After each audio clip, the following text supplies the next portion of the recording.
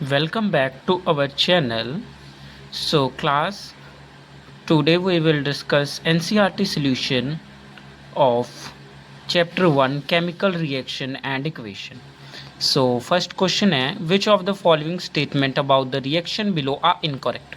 आपने एक नीचे रिएक्शन दी है, देन उसके चार ऑप्शंस लिखे हैं, आपने इनमें से बताना है कि इस रिएक्शन में क्या नहीं, मतलब जो क्या है वो इनकरेक्ट है. सो पहले रिएक्शन देखो, PbO plus carbon getting converted into lead plus carbon dioxide. So यहाँ पे आपने PbO को देखना है, मीन्स लेड ऑक्साइड. यहाँ पे लेड ऑक्साइड जो है वो मीन्स कन्वर्ट हो रहा है लेड से. मतलब यहाँ पे क्या हो रहा है, ऑक्सीजन का रिडक्शन हो रहा है. ऑक्सीजन यहाँ पे गायब हो गया, मतलब ऑक्सीजन क्या हो गया, कम हो गया, रिड्यूस हो गया, गायब. और बट यहाँ पे क्या है, कार्बन जो है आगे जाके क्या बन रहा है, कार्बन डाइऑक्साइड. मतलब यहाँ पे क्या एडिशन हो रहा है ऑक्सीजन का. सो PbO में ऑक्सीजन का रिडक्शन हो रहा था, तो reduction of oxygen is called reduction of oxygen is called reduction. यहाँ पे आगे जाके ऑक्सीजन रिडक्शन हो रहा है, तो मतलब ऑक्सीजन का लॉस होना, loss of oxygen is called reduction. ठीक है. सो देखो यहाँ पे लिखा है lead oxide is getting reduce, मतलब ये सही है ना. देन कार्बन आगे जाके क्या बन रहा है, कार्बन डाइऑक्साइड. सो यहाँ पे ऐड हो रहा है, addition of carbon, addition of oxygen. So addition of oxygen is called oxidation. ठीक है, क्योंकि यहाँ पे ऑक्सीजन ऐड हो रहा है, सो ऑक्सीडेशन हो रहा है. So carbon is getting oxidise and lead oxide is getting reduce. So आपका C और D ऑप्शन जो है वो करेक्ट है, बट आपको क्वेश्चन में बताना है कि इनमें से कौन सा इनकरेक्ट है. सो फर्स्ट ऑप्शन है A एंड B इनकरेक्ट है, A एंड C इनकरेक्ट है, ABC. बट C तो करेक्ट था, क्योंकि C कह रहा था कार्बन इज गेटिंग ऑक्सीडाइज. सो आपका जो फर्स्ट ऑप्शन है A एंड B, ये आपका सही आंसर. ठीक है. सेकेंड क्वेश्चन है Fe2O3 plus 2Al convert into Al2O3 plus 2Fe. सो हमने बताना है ये कौन सी एग्जाम्पल है. सो कॉम्बिनेशन तो हो नहीं सकती, बिकॉज कॉम्बिनेशन क्या होता है, दो मिलके एक, मतलब दो मिलके एक बनाते हैं. ठीक है. डबल डिस्प्लेसमेंट में तो एक्सचेंज ऑफ आयंस होता है, और डीकम्पोजिशन में एक ब्रेकडाउन होके दो या दो से ज़्यादा बनते हैं. ठीक है. लास्ट है डिस्प्लेसमेंट रिएक्शन. अब डिस्प्लेसमेंट देख लेते हैं कैसे है ये. अब यहाँ पे आयरन ऑक्साइड है, जैसे ही एल्यूमिनियम के साथ इसका कॉम्बिनेशन हुआ, सो क्या किया, आयरन जो है डिस्प्लेस हो गया, वहाँ पे आ गया एल्यूमिनियम. सो इससे हमें क्या पता लगा कि एल्यूमिनियम जो है वो हाई रिएक्टिव है. हाई रिएक्टिव ने लो रिएक्टिव को एक्सचेंज कर दिया, डिस्प्लेस कर दिया. So this reaction is example of displacement reaction. ठीक है.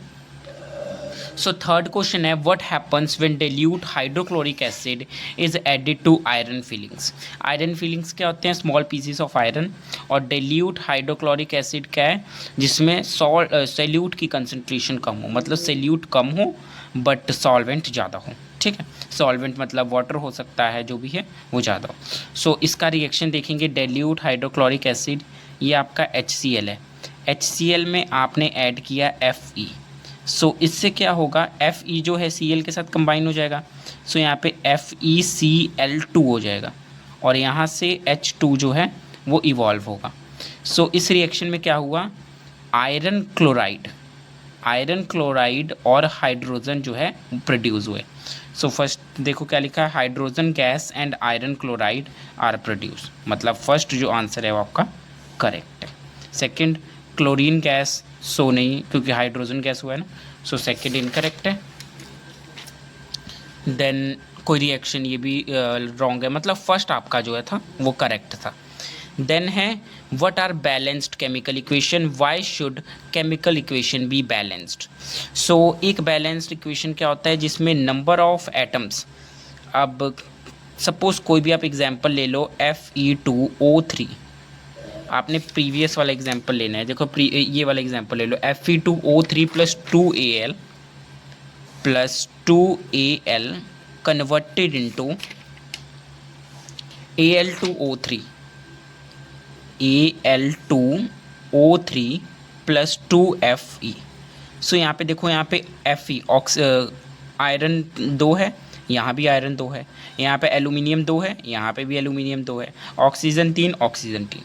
मतलब a balanced chemical equation has equal number of atoms in different element. देखो ये डिफरेंट एलिमेंट है, ये ऑक्सीजन है, सॉरी ये ऑक्सीजन है, ये आयरन है, एल्यूमिनियम है।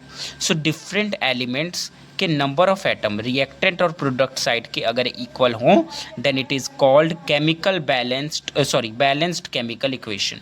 सो ये जो पार्ट है this is reactant side and this part is product side.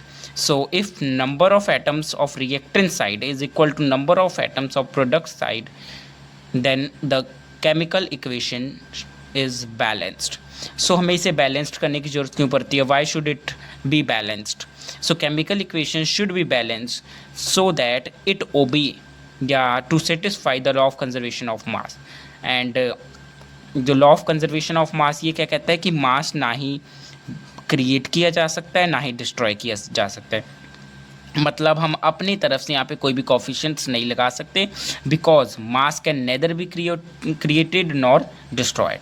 Okay, so हमें इधर भी ईच एलिमेंट के जो नंबर ऑफ एटम्स हैं वो बैलेंस्ड होनी चाहिए। Okay, so thank you.